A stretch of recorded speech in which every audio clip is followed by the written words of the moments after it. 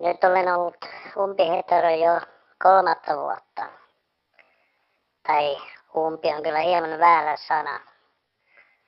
Kundit ovat kyllä kovasti siunanneet uutta tilaani. He tahtovat siunata lähes päivittäin edestä ja takaa. Ihan vaan taivauspaikan varmistamiseksi.